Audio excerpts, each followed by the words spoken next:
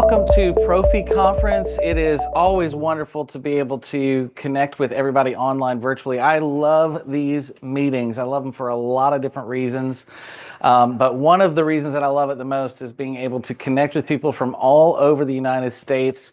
Living with any kind of rare disease, there is kind of a tension that we all live with where you may only have met one person in your whole area or region or geography that lives with a bleeding disorder. You may have never met anyone else living with a bleeding disorder in your area. And so moments like this give us an opportunity to be able to connect with each other and learn more about our bleeding disorder, but also learn best practices and a lot of other valuable information from industry leaders, scientists, and experts in the field of learning how to live and manage a bleeding disorder. And so if you're brand new to this community, we want to say a big welcome and thank you for being a part of the bleeding disorders community. I always say it this way: the best thing about being diagnosed with a bleeding disorder is the community that comes along with it. So I really hope that you guys have really a great experience this today and tomorrow as we go through a lot of important information to talk about consistency and why it's so important for us to be vigilant in staying on our treatment regimen as our doctor prescribes. Just for full disclosure, I am not a physician. I am a person living with a bleeding disorder. And as an organization, Hope Charities is really committed to being able to provide you with the best educational content that we possibly can. And it's important for us to be able to bring these sessions to you, but please, please, please make certain that you consult with your doctor before making any changes to your treatment plan or your products, because those things are really important to be able to negotiate for your individual need, and only your physician can give you that type of advice. So it is really a great pleasure to be with you today. My job today is to talk a little bit about why prophylaxis is so important and why it's so important for us to be able to cheer each other on and really stay consistent over a long period of time. Anytime you're setting a long-term goal, it takes a lot of discipline and commitment to stay really vigilant against that goal to be able to be successful for the long haul. So I'm excited to dive into that. We've been actually, as a team, every year we read a book together as a staff, and this year we're reading this book, 7 Habits of Highly Effective People. I don't know if you could see that on the camera, but by Stephen Covey. It's an oldie but goodie. This book has been around forever, and we've been reading this book, but it's really poignant again for this meeting for me, because it talks about a lot of key points about what it means to really be vigilant and staying on pace for prioritizing the important things over the urgent things, understanding how to really set long-term goals and to be able to manage those goals and be the best version of yourself. So if you want some good information to kind of help coach you through these things and learn more, you can. That's a great piece of material that I recommend highly for you. So this morning, I'm going to be talking about consistency. And really and truly, I believe that consistency is really central to everything that we do as an organization, but also its consistency is key to everything that we do as a community, as individuals living with bleeding disorders. And, you can have, I always say this way, that you have the best Ferrari in the garage, but if you don't have the gas or the money to pay for the gas even to get into the garage, get it out of the garage, you're never going to be able to enjoy it. And so that's the case with us with bleeding disorders, is that you can have the best treatment or the best medication in the world, but if you can't get to it, or if you don't take it on your regularly prescribed treatment regimen, you're going to find yourself in a situation where you're not getting the best value out of it. You're not getting the most impact out of it. And you got to stay consistent for a long period of time in order to reap the benefits and results of that. And so, but that has proven to be a lot harder than it sounds, right? I mean, how many of you have had a goal for maybe budgeting or savings or something like that, and it's proven to be really, really difficult to stay on that goal? Well, that same thing is true, obviously, with our treatment plan. It can be a lot more difficult to stay on track than what it appears to sound like at first. And so this morning I want to talk about a little bit, we call this the Prophy Conference, but this is really kind of short for a longer word. And so really it's prophylaxis is a style of treatment. It's a treatment regimen. It's not necessarily a particular, I had somebody ask me the other day, is that a specific drug or medication? And I was like, no, it's actually a particular way in which you do treatment, meaning basically preventative treatment regimen. And so, but we call it Prophy for fun because most of us do that. But what I'd like to say is, what is your definition of why we do prophylaxis. So just in the chat for just a minute, I'd love to hear your feedback on why do we do prophylaxis? What are we trying to accomplish by treating prophylactically? Anybody have any feedback on that in the chat? Yeah, a couple of feedback here. It's preventative treatment to prevent a bleed, to keep a baseline level. That's really good. Preventing bleeds, promoting wellness. A lot of preventing bleeds. That's excellent. Absolutely. Consistent blood levels. Some great comments coming in there. Maintain near to normal levels. Excellent. Right. So the way that the reason really behind this, I like this definition. I would say that really the benefit of prophylaxis treatment regimen is really an attempt to prevent disease. So really the goal here is that we do preventative treatment to really prevent from mostly joint disease. There's in the old days when we were just discovering what hemophilia was, what a bleeding disorder was, what von Willebrand's disease is and was in the 60s and 70s, the way that people were diagnosed was really, it was called the crippling disease. It wasn't even known so much as a bleeding disorder at first, although they knew there was something in the blood that really made it what it was, but they weren't sure exactly what proteins were involved or whatever. That science has really only developed in the last 50 years or so. And so really the interesting thing is that originally they would observe people walking down the hallway, and if they were really, really crippled, that's when they started to realize maybe they have something wrong with their blood.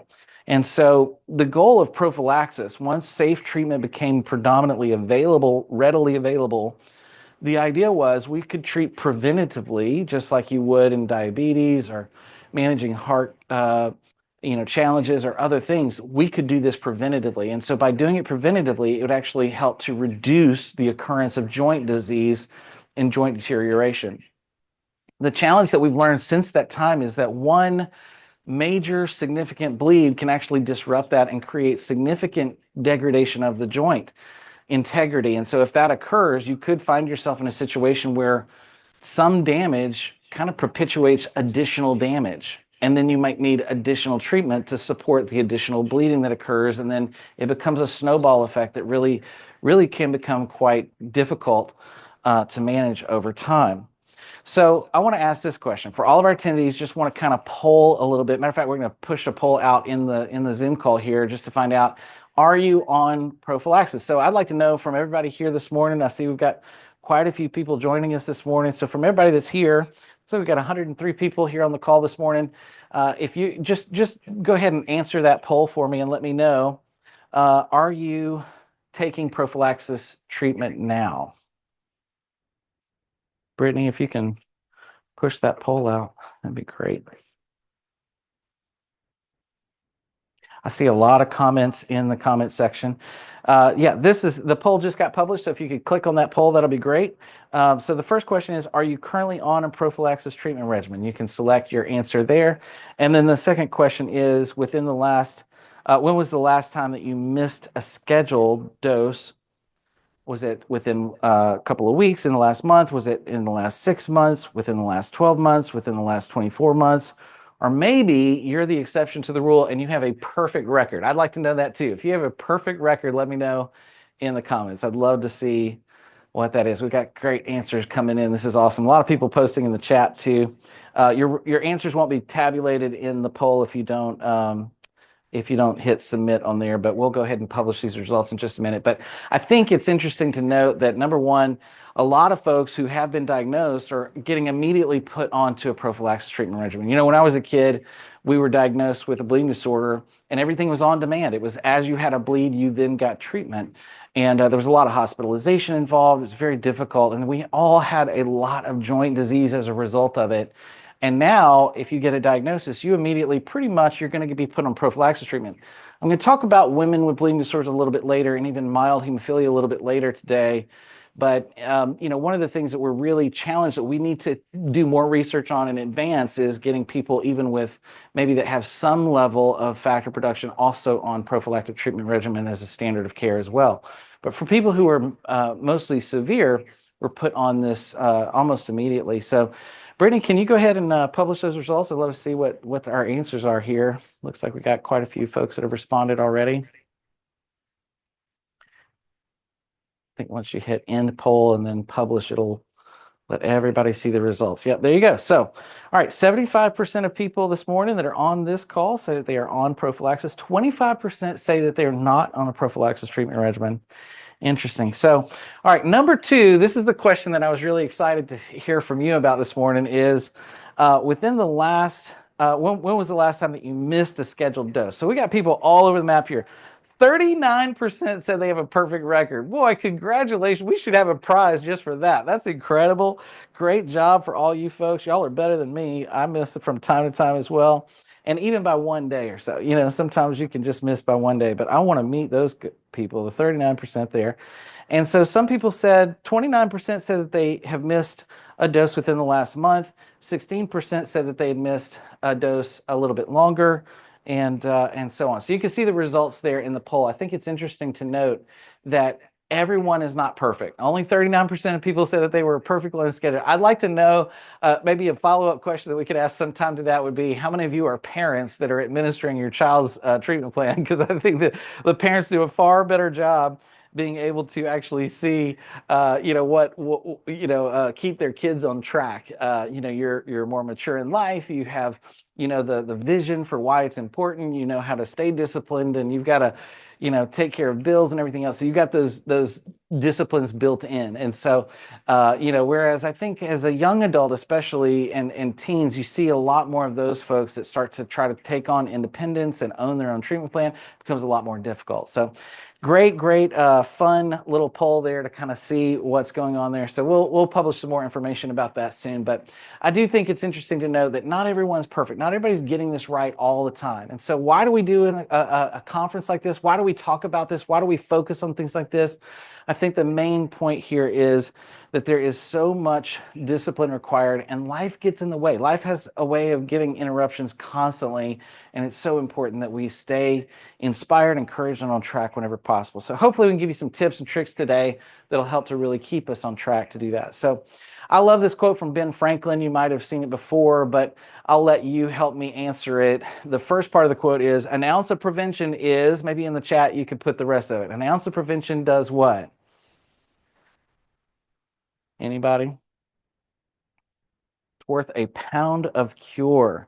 Yep, absolutely. So interestingly enough, there is some great quotes out there. I'll be sharing some of them today, but an ounce of prevention is worth a pound of cure. And so it's important that we stay ahead of joint disease and keep it at bay, because the best medicine in the world cannot prevent you from having a severe bleed if you miss your dose. And so we want to make certain that you are staying encouraged and staying on top of that. So let's talk a little bit. I know I mentioned earlier Stephen Covey book, the one on 7 Habits of Highly Effective People. I highly recommend that book. It's fantastic to learn how to do self-discipline, self-development. But I love this quote, that the key is not to prioritize what's on your schedule, but to schedule your priorities. So important in this conversation to be able to remember that we've got to really think about what's important and really work that into our schedule. That's true about budgeting for your family. It's true about your job. It's true about your resume, your career plan. It's true about your school, your education. It's true about anything that you endeavor in life to really set a high goal to achieve. It's really important that you prioritize what's important, and you carve out time, space, and energy to achieve those things, because otherwise you won't have an opportunity to. So let's dive a little bit into what the research talks about with prophylaxis. There is a couple of studies that I wanted to highlight here that I think are important, maybe that you just to draw your attention to from a science level. I don't know if we've got any science nerds in the room today, but I know that most of us in this community are kind of closet scientists. We're part-time wannabes, and so I'm a part of that club. So anyway, I like to kind of see what's out there and really throw myself in the deep end. And there's some big words in these studies sometimes that I can't spell or pronounce, but it's important to still just kind of throw yourself into this equation. So there's a couple QR codes here. You can kind of look at these. The Esprit study is really a focus on a broad swath across multiple countries to look at what the benefits of prophylaxis treatment were. That started in 2011 and was really it was a very broad study. It was a very interesting study that covered a lot of different severity levels. It covered even different treatments and types of treatments. Interesting study to read. There's another one on that was done in 2019. The factor VIII replacement is still the standard of care in hemophilia A. Very important study that did a very deep dive specifically in various types of products, if you will. So if you're interested in knowing kind of how people responded to prophylaxis treatment across a number of different products, you can actually see what those are compared to. And again, that was also done in the US and Europe. And then the World Federation has done a great job at creating, I think, probably one of the most robust documents on this issue. This started actually in 2007, I believe, and has been revised a couple of times since then. The latest revision was done in 2020, and it has a lot of information in there that I think is very valuable to this conversation and something that's important. But I'm going to summarize kind of what's in those three in the next slide. So what is this kind of boil down that's important for you and I to understand? And I'd say number one is that what was found in all of this research on the next slide is that it really reduces bleeds by 83 to 100%. For those people who are adhering to a prophylaxis treatment regimen, it reduces bleeds across all three studies. This is pretty commonly discovered, was that people who were practicing prophylaxis, they reduced their bleed rate, or ABR, annual bleed rate, by 83 to 100%. Now, interesting to note here, this isn't a silver bullet. Even with the prophylaxis treatment regimen, there were still quite a few folks that still ended up having bleeds annually. That doesn't mean that just because you're doing prophylaxis, even if you're disciplined, even those people that were in that 39% that said that they had a perfect record, that I'm going to find you and give you a hug someday because you are a winner. But those folks are in a situation where they still have at risk for having some kind of joint bleed or severe bleed, even annually, even with sticking to the regimen. So, the other thing that we won't dive too deeply in, but last year we talked about a little bit, and I think is important to note here, is that ABR is sort of a subjective terminology. I personally understand why it is important for us to have an annual bleed rate metric to kind of sort of follow some of the science behind how we're preventing bleeds. But I would say it's very subjective. Every person identifies a bleed a little bit differently. So if I ask 10 of you that may be living with a bleeding disorder, what has your experience taught you about what is a bleed, for instance?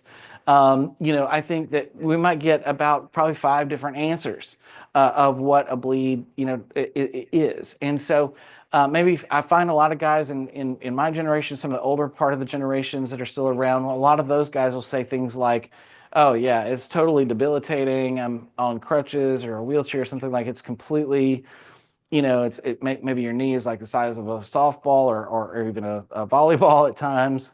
That kind of thing is like a fully metastasized bleed. But if I talk to some of maybe the younger folks, a bleed might feel like inflammation, or it might feel like swelling, that's pressure, that kind of thing. You hear that language. So a bleed is different based upon what generation you're talking to. It depends on your experience level, what you're commonly dealt with. If you have an inhibitor, you might have a different paradigm as far as what is a bleed. So I think it's sort of a subjective terminology, and I would say that so much. I was just actually meeting with a physician yesterday talking about some of this, about women with bleeding disorders in particular, and something I just want to highlight here is that if in doubt, report it in black and white terms whenever you can. So if you feel like something is like, I'm not sure if it's inflammation or a bleed, I would recommend as a patient in a clinician visit, I would go ahead and report that as a bleed. And the reason I recommend that is because a lot of times I think that there's a lot of folks that are having what we now know as microbleeds, what maybe sometimes was debated about inflammation. I had a conversation with a doctor about a year ago that said, was deep in this research field, and she said, Jonathan, she goes, for 30 years, we've said, oh, it's just inflammation, it's not a bleed. She goes, but what we've come to learn is that any fluid inside of a joint is not good. And so if it's a question mark, it'd probably be better to treat than it would be to not treat. And so annual bleed rate's an interesting metric. I think it's very subjective, but I just want to make the point here that if you know or don't know that it's a bleed or not, it might be a good idea for you to report it as a bleed. So number two, Another finding in the research here is that 59, or really 15 to 59, experience zero bleeds. So there's a portion of the study here that found across all three studies. Now, again, I'm summarizing here from these three studies, but basically in these three things, the finding was that there was a percentage of people that had no bleeds. But again, I want to keep in mind here, it wasn't zero. It was not, I mean, it wasn't 100%, I guess, in this metric. You would say 100% of people did not experience zero bleeds. So interesting information. Even if you're really disciplined and you stay on track 100% of the time, you still may experience a bleed. Number three, another metric here is that I found really, really special is that there was a 6-fold reduction in joint damage risk. This one is really impactful because 6 times over is really powerful when you think about how impactful it is for people who are on some type of preventative treatment regimen, no matter what that regimen is, what your doctor recommends, if you're on some type of treatment regimen to get you over 50%. I mean, especially in the severe world right now, the common recommendation right now is to correct in prophylaxis treatment to 100% correction. For the life of me, I cannot figure out why we have people living with mild hemophilia that are 50% or 40% or 30% or 20%, and we're saying, no, as long as you're at 50 or as long as you're at 40, you're okay. Well, if we're correcting in severe to 100%, my question should be why aren't we taking people who are 50% and correcting them to 100% also? We know that it has an impact of 6-fold reduction in joint disease. And so if it's the right thing, we should be advocating for the right thing. And number 4 on this list that I think that the research highlights here is that prophylaxis reduces hospitalizations, absenteeism, and improved overall health-related quality of life with greater social participation. This is important for you to understand is that there is a sense of, I was talking with a well-known physician yesterday about this too. One of the things that she highlighted was, she said, someone asked her one time, was ADHD a side effect of getting treatment? And she said, why? What are you talking about? Explain to me what you're experiencing. And I said, well, my child started getting treatment and they started bouncing off the walls and running all over the place and was really full of life. And she said, oh my gosh, that's just because they're feeling better. That's not because they have ADHD. They're just feeling better, so they're more active, they're light as a feather, they're wanting to do stuff. And I think that we cannot underestimate the benefits of when you see your child, or maybe even in of yourself. I've experienced this personally. When you see these things where you start to get sluggish and slow, and you start to really just droop, and it becomes heavy all day long, something I think is interesting and important and worth noting is that a lot of times that could be a leading indicator to the fact that you may be finding yourself in a situation where you're actually having trouble internally with inflammation. You may not realize it as a bleed, you might not recognize it as, but you may be having an inflammatory response. And so prophylaxis helps keep you at a sustainable level that can hopefully help, you might see even in your energy levels and so on. And so again, once again, these QR codes are here on the next slide, just again for you if you want to scan any of those or take any of those to note. And we'll post those in the chat as well, just so that you can, those links in the chat for you, so that you can actually look up those research projects if you want to dig deep into any of those as well.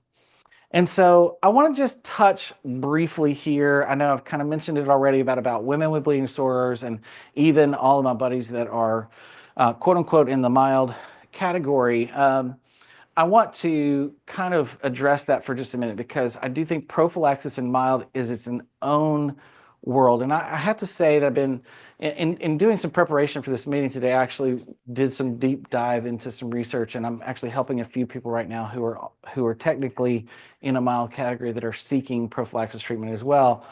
And one of the things that we're working through that I was really very disappointed to see in this research is that the research, and you'll see this in the World Federation study, you'll see this also in the Factor VIII replacement study.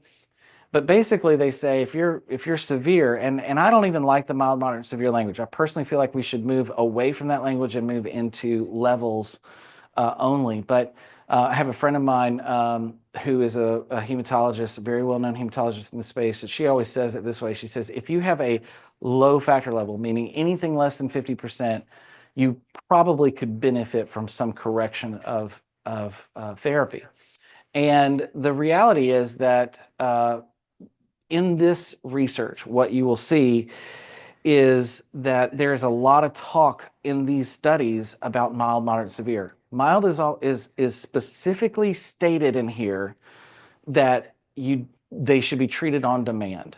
Now, what we've learned in the last since 2020, so this is maybe 4 years since this was published last, but what we've learned, and keep in mind, World Federation is creating guidelines for the entire world. So it's not directed exactly towards just first world countries, but I do believe for countries that do have access and have a systematic way to acquire this medication, I think it's important for us to push the envelope now that we've learned that people with a 40% level could benefit from treatment, a person with 30% level could benefit from treatment, a person with 20% level could benefit from treatment. That language in those studies needs to be addressed. It needs to be changed. And so we're advocating and asking leadership in the community to consider doing new research to really promote the idea of why prophylaxis is so beneficial for folks that are maybe not severe. And so, but I want to give you a couple of tools that might be help you on the next slide. What if you're denied for prophylaxis treatment? What if you applied, maybe if you're a female, maybe you're somebody who's mild on paper, but you act like you're severe, you bleed like severe? You might want to screenshot this because this could help you in your endeavor to overcome a formulary decision with your insurance company. Most of this really comes down to two reasons. If you're denied for access to prophylaxis treatment, it's probably because your insurance denied it, not your doctor. Although doctors are oftentimes apprehensive because they have to deal with these formulary, sort of the rebuttal from formularies. So they have to make a case study. They have to really bombard them with a lot of information and data if they're going to try to rebut the denial. So it creates a tremendous amount of backlog of work that not everyone's prepared for. So you may have a doctor that doesn't want to go down this path at first because they know that the path is going to be very difficult. If you find yourself with a doctor that's doing that, I would say keep looking. Maybe you need to go and get a second opinion, or as one of our board members likes to say, a third, a fourth, a fifth, a sixth, a seventh opinion, whatever you need to do to keep marching down that field. But find somebody who is willing to be an advocate for you. But I will tell you that even if you find a doctor that's willing to be your own advocate, you're going to need to do some work. And so here's some things that you might want to think about. Number one, document your bleeds. Take pictures of your bruises. Take pictures of your of maybe an injury or something that you had happen. Document if you had maybe like an ankle sprain, but it took like 2 or 3 months to heal instead of 1 month to heal. Document the timelines. Keep records of this. Just open up a note in your phone and start making notes of this. Documentation, though, and self-reporting, believe it or not, is what will give the doctor the tools they need to be able to put this into the formulary. And it's much, much more powerful for the doctor to report it to the formulary than it is for you to report it personally, because they have their license, they have all of their information that comes behind them with this in order to really communicate this with conviction and also authority. So it's important to give your doctor the tools they need to help advocate on your behalf. So document your bleeds, number one. Number two, I would also say a joint assessment may be really a key principle to be able to get over that hurdle. Ask your doctor, ask your HTC for an ultrasound. If you have a particular joint that seems to be a problem, maybe over years and years of not getting treatment, you might find yourself in a place where you have a knee or an ankle or a hip or a shoulder or something that's been giving you kind of chronic pain, chronic problems. Go ahead and ask for a joint assessment. You can do this. Most of the time they will go ahead and move forward with that with an ultrasound. But you can also look at an x-ray or an MRI if you want to advance down. If the x-ray doesn't show enough, the doctor may recommend an MRI. I think that's really valuable too. So those are things maybe to think about there. And number three, report high-risk activity. So if you are someone that stands on your feet at work all day and you really need additional support and you're having a lot of pain, a lot of ankle and hip and knee pain or something like that, that may be something you could document to actually explain what you're doing. But high-risk activities also include skydiving and other things that you found yourself doing that are just really, maybe you want to be a person that's doing a lot of hiking. And in that, every time you go hiking, you have to rest for 3 days because you can't overcome the recovery period. That's something to document. If you maybe are just doing things that other peers are doing and they don't seem to have a problem with it, but you do, even those things could be considered a high-risk activity for somebody with a bleeding disorder that may be just a normal activity for somebody that doesn't have a bleeding disorder. So document and report those things to your doctor. And then number four, A PK study. This is something that might be valuable if you are on demand treatment. So say, for instance, you're a female and you've been diagnosed with one treatment per month, maybe for your menstrual cycle. This is a good opportunity for you to maybe ask your physician for a parakinetic data research project where you could go in and actually go in and take your get a blood sample before your infusion, take your infusion, get another blood sample immediately after, get another blood sample an hour later, get another blood sample 3 hours later, 4 hours, so on, and maybe do multiple hours blood samples. That will show how the medication is working in your system and what your levels actually approach over time. And this isn't exactly a PK study, but another tip that I give people a lot of times is, especially for females, there is some research that's starting to sort of allude to the fact that hormones may have an interference with our protein levels and the coagulation cascade. So if that is true, which again, there's not a lot of data on this, but there's a little bit of leading indication that could be an issue. If that is true, you may actually need to get blood work. You could ask your doctor, even your OBGYN, or maybe for maybe your PCP, you could ask them actually to give you a blood sample like 1 week for 4 weeks straight, or just to understand what your factor protein levels are. If you're factor 9, if you're factor 10, or if you're factor 8, or if you're maybe a von Willebrand's patient, those kinds of things. If you've been identified, but you're trying to get on Prophy, this may be something to give them the data to be able to present back to the insurance company for formulary purposes so that you can overcome those hurdles. So hopefully that helps. This whole talk is not necessarily specifically about this, but I just wanted to kind of highlight this because it is, if you read through the research, you'll see, you'll probably be frustrated like I am that the data just doesn't show what we're seeing in real time with the community, and also with what we've learned as of the last 10 years, really. So more work needs to be done there for sure. And we are, as an organization, advocating for sure for more change there. So I want to shift gears a little bit here, though, on the next slide and talk about consistency. That's really the main point of this conversation is, how do you stay consistent? How do you overcome those times when you get off track and get back on track? I think it's really, really powerful thought to work through. How do we stay faithful to our long-term goals and achieve those goals accordingly? We would call this in more in the, like on the industry side, you'll hear the term adherence used a lot. On the SP side and maybe the HTC side, you'll hear that kind of adherence language. But truth is that adherence is not, makes it sound like you're kind of like a rebel if you don't do it. And yes, there's a season of life. Some people go through that period.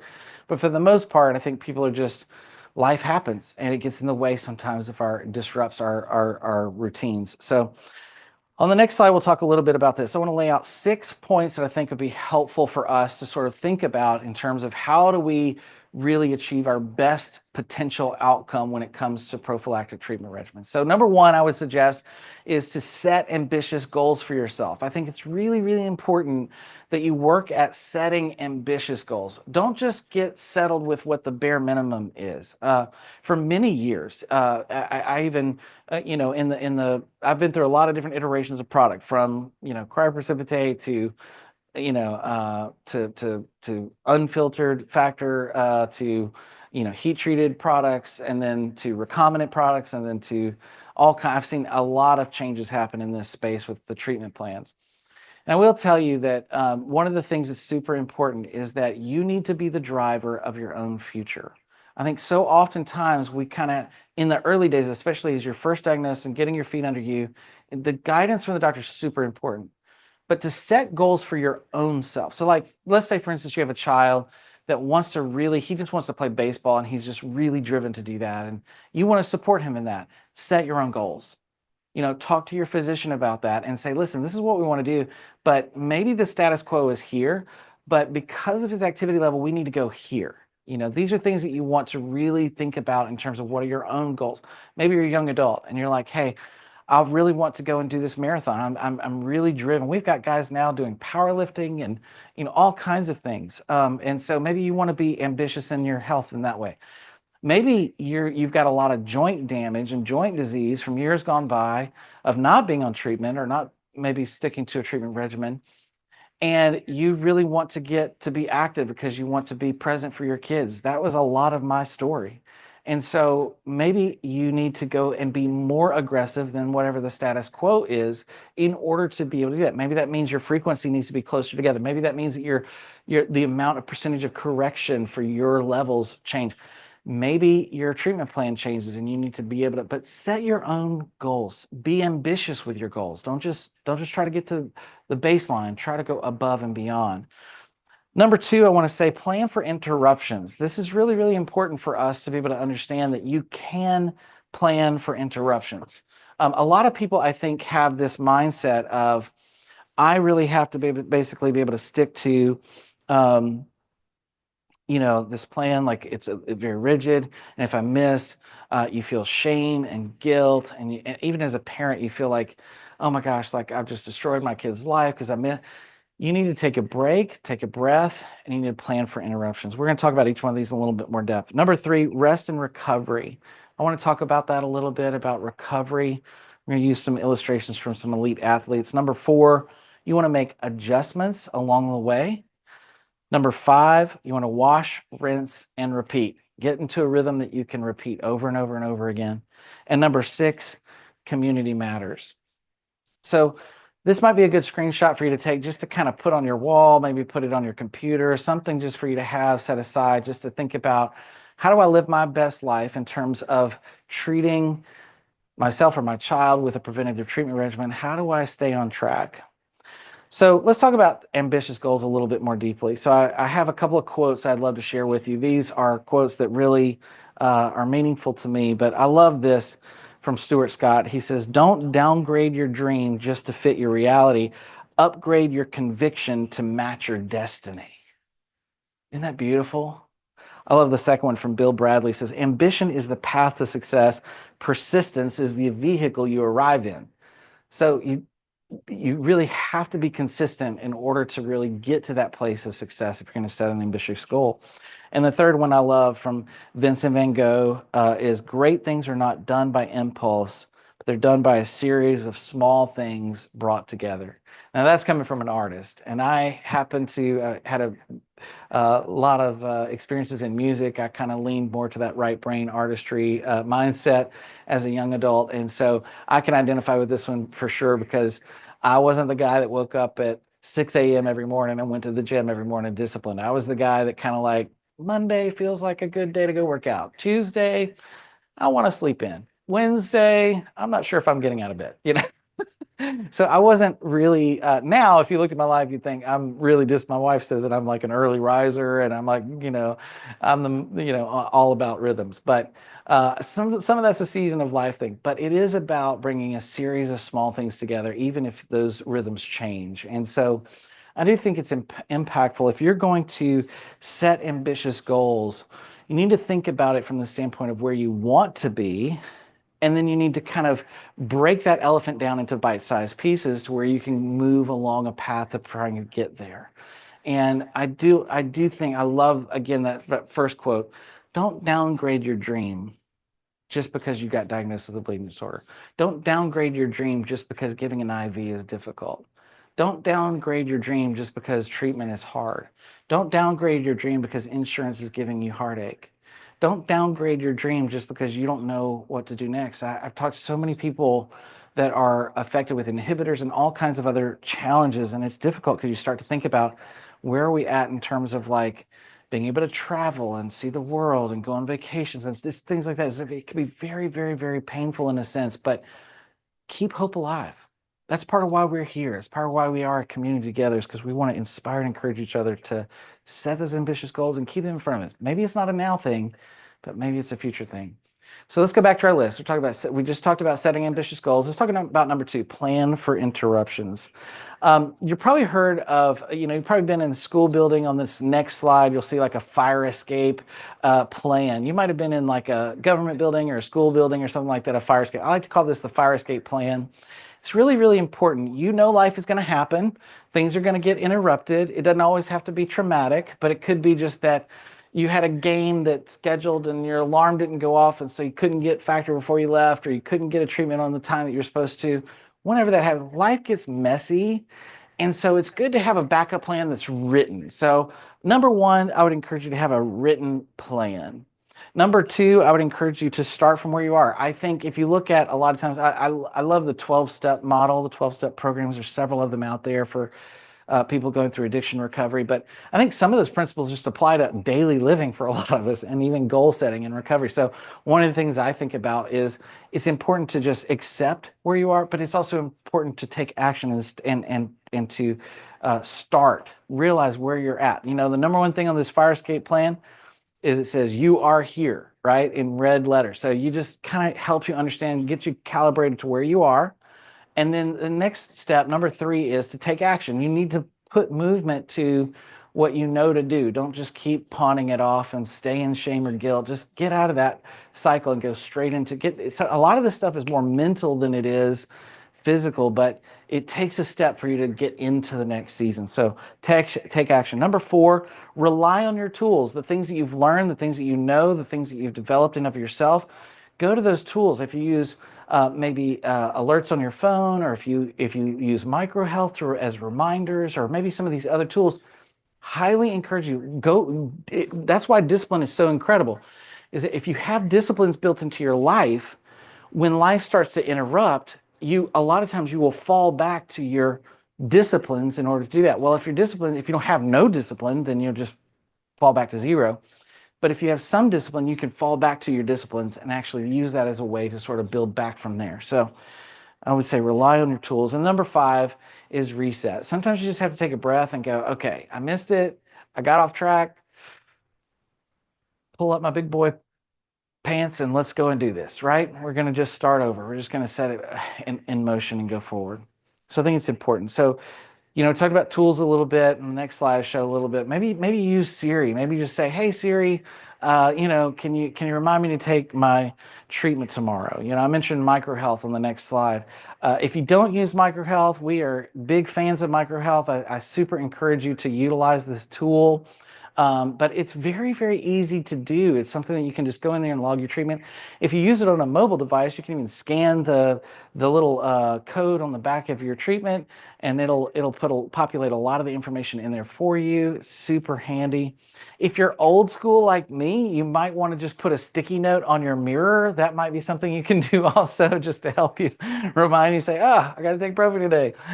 You could do whatever works for you. But the goal here is make certain that you have a plan for what are you going to do when you get off track, because it's going to happen to all of us. It will. So we talked about setting ambitious goals. We talked about planning for interruptions. Let's talk about rest and recovery. I have been studying a little bit about elite athletes recently, and I think it's really fascinating to me because some of these folks have a lot of similarities in the recovery part of their process that you and I have. And I love this quote from Brenda Martinez, who's an Olympic distance runner, but she said, "Sleep is a part of my job. I take it very seriously." She said, "Look, thankfully, my wife Carla, who many of you know, has been one of my biggest advocates and cheerleaders for me personally to incorporate rest into my routine. I have to say, living with chronic pain, I've had a mindset throughout most of my life where I had to push just to do just kind of seemingly normal things. And you get into this, especially, I don't know if everyone deals with this or if it's just me, but there seems to be a place where you just like bulldog through so much because you have to push through the pain or else you can't do anything. And so you learn how to push, but you don't give yourself the grace and permission to rest. And so things like this from Brenda really helped me because it's like it resonates with what, you know, my wife Carla has helped me to see, and also just the community at large has helped me understand, is that it's important. You got to plan for rest sometimes. You got to build rest cycles in. And so think of yourself as an elite athlete. You might not think of yourself that way because you think of yourself as maybe being disadvantaged with a bleeding disorder. But I want to encourage you, if you think of yourself like an elite athlete, you actually have to be able to put yourself in a position to be able to advance faster, but also plan in recovery. Plan in recovery. Miranda Caffrey says, she's a triathlete. She says, "Sleep is the most important thing you can do for recovery, and it's free." She said the best thing about it is it's free. You can get sleep, and you can recover. And then Brett Bartholomew, who's an NFL strength and conditioning coach, he says, "Rest is a weapon. What was once seen as weakness is now being recognized broadly as a strength." And I think that's super important and encouraging for all of us who need to operate in a place of rest and recovery. Another great quote, some of you might know from Brene Brown. I love a lot of her material, but she says, owning our story and loving ourselves through that process is the bravest thing that we will ever do. So often I feel like that there is a element to this, that the problems lie within our two ears, between our two ears. It doesn't always lie so much with the physical and the tangible things. It's actually it's equally as much as our mindset that actually sets the stage for us being able to be successful or not successful when it comes to setting long-term goals and achieving those goals. And so embracing that journey. I think I went through a long period of time where I was angry about having a bleeding disorder. I was upset about having challenges and even physical pain where I just wanted to rebel and reject it all. I think that's actually somewhat normal. Every person that's ever been born goes through some phase of that anyway. I like what Dr. Kessler used to say, who's a very well-known hematologist. Really, he's not as prominent today but if you look at any research from 10 years ago or before, he was named in almost everything. But he used to say um, that the problems that they recognize in hemophilia are not all that different from the problems that they see in the general population. But it's like in bleeding disorders, it's like looking through a magnifying glass. Everything is just so much more prominent. It's so much more intense than it is if you're just in the normal population. And so I think you go through seasons where teenagers want to rebel naturally against a lot of the disciplines their parents have been trying to teach them. And a lot of us go through those seasons too, where we wanted to rebel against the treatment, or we wanted to rebel against our hematologist, or we wanted to rebel against whatever infusions. I don't really have this. Do I need to take this stuff? I don't think this is real. And then a week later, boom, huge bleed. You're totally. And so we want to try to avoid that. And so as much as we would like to all say we can learn from, other people and from the wisdom of other people, a lot of times we all learn through experience. And so give yourself the grace to embrace your story and cherish it, because you have purpose in life that goes so far beyond your diagnosis. You have so many gifts and talents within you that you can utilize to do amazing and beautiful things in life. You have family, you have friends, you have community, you have opportunities to be able to do beautiful and wonderful things. But if you get stuck in your story, a lot of times it can really delay the beautiful things from flourishing. So I want to challenge you and encourage you, embrace it. Embrace it and learn to love it. And it is the most courageous thing that you can do.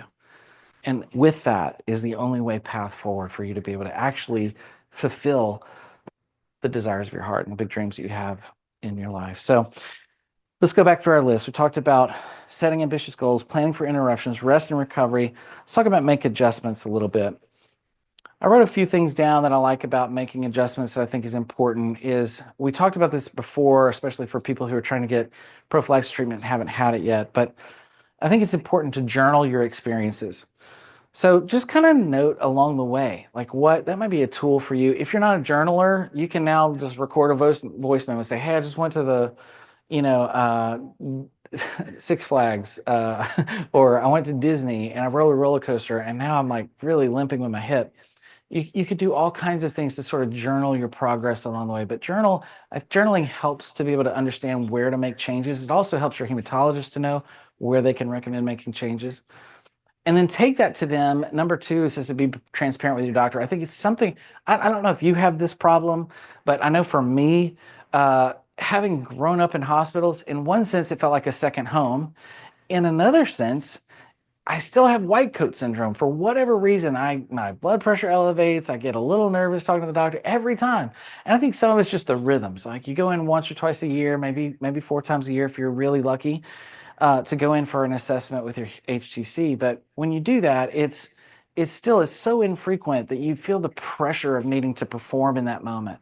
And it's sort of unfortunate. But at the same time, journaling your experiences will help to really help you not to have to perform as hard in that moment. You'll have an opportunity to show your journal notes to your physician. You can do this journaling actually through microhealth as part of the descriptions in the app. So you can kind of say what was going on when you had your treatment.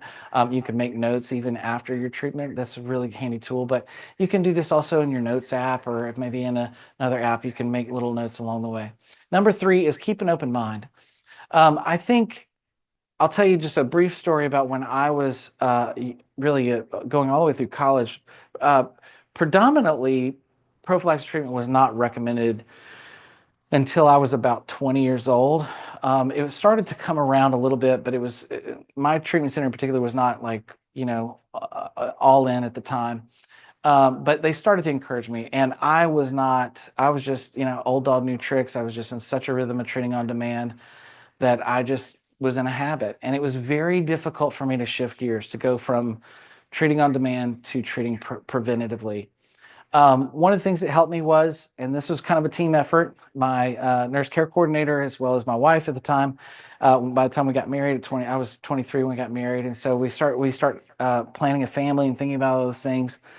And there was a lot of encouragement that came along the way of just saying, hey, look, you're already treating 2 or 3 times per week for a bleed. It's causing your joints to get worse all the time.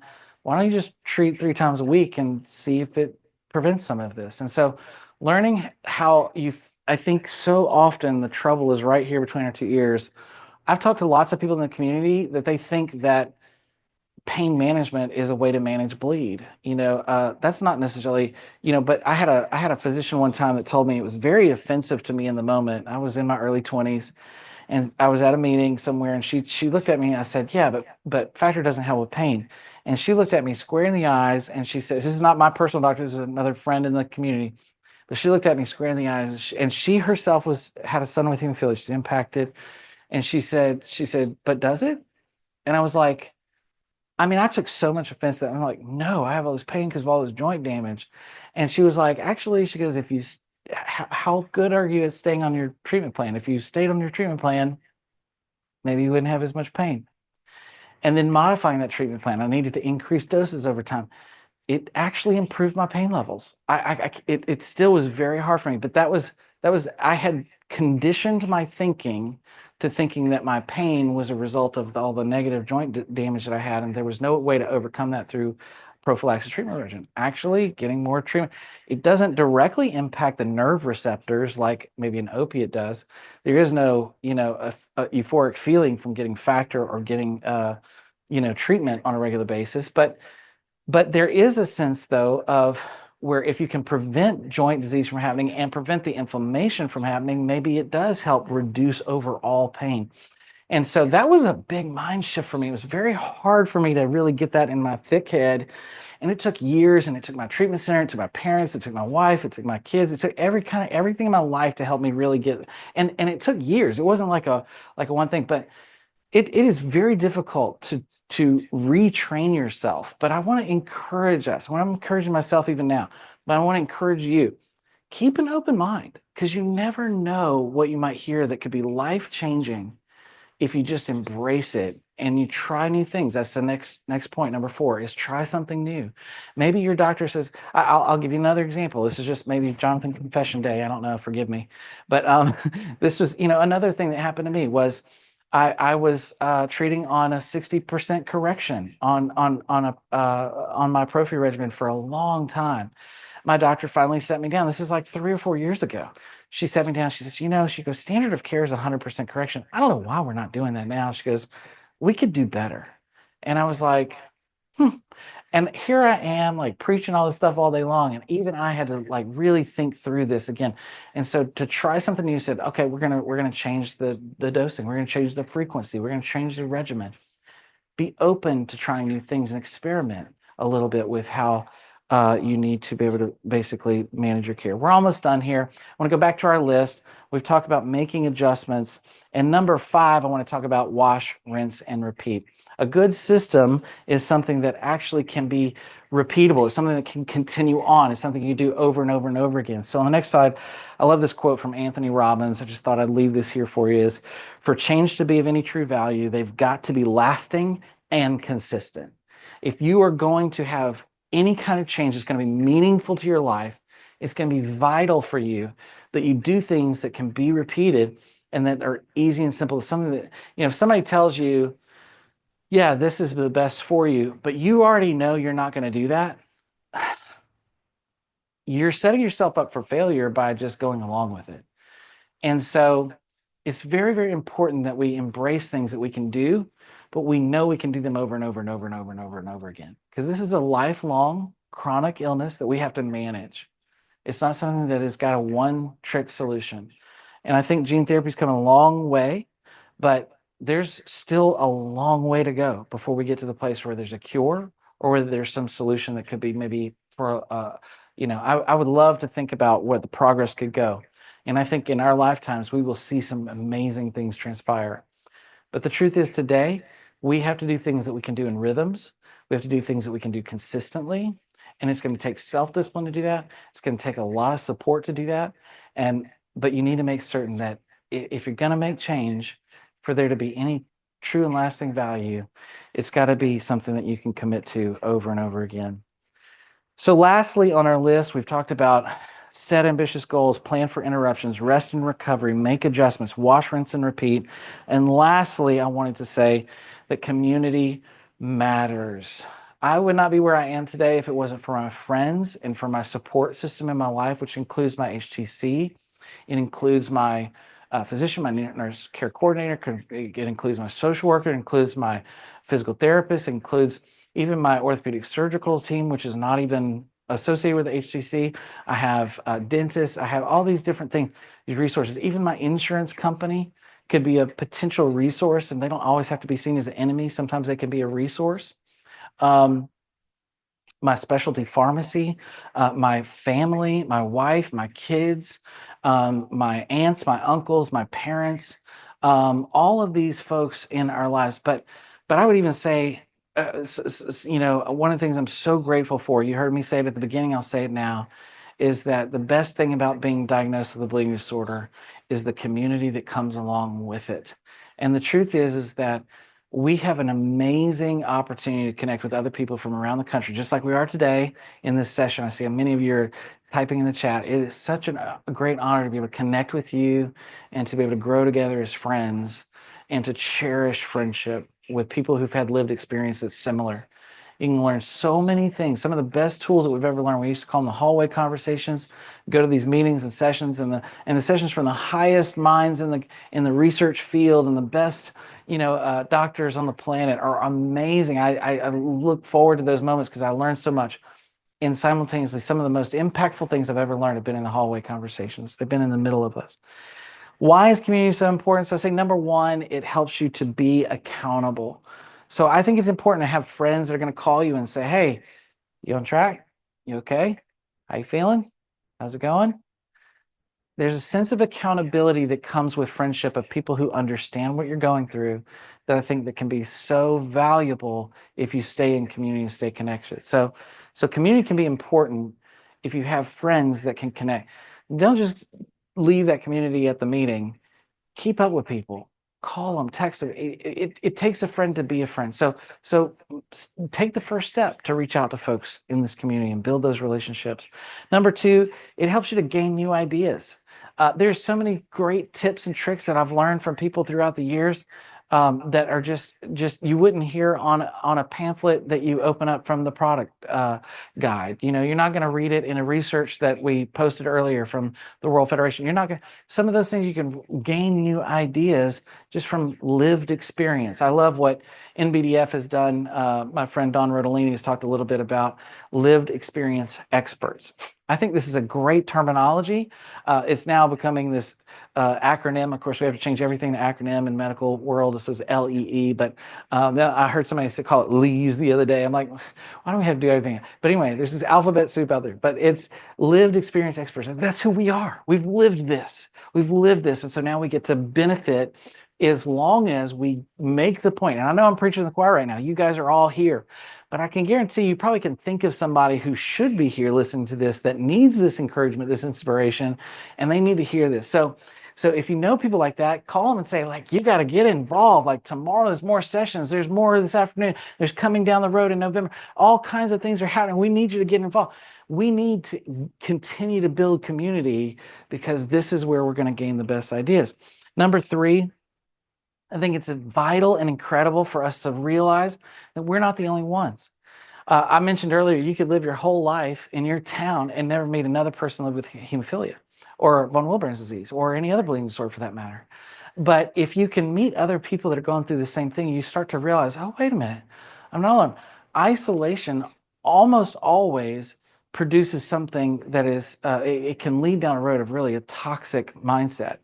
And so community helps us to bring it into reality where there is actually more people that are living it, that have overcome maybe some of the hurdles we've experienced.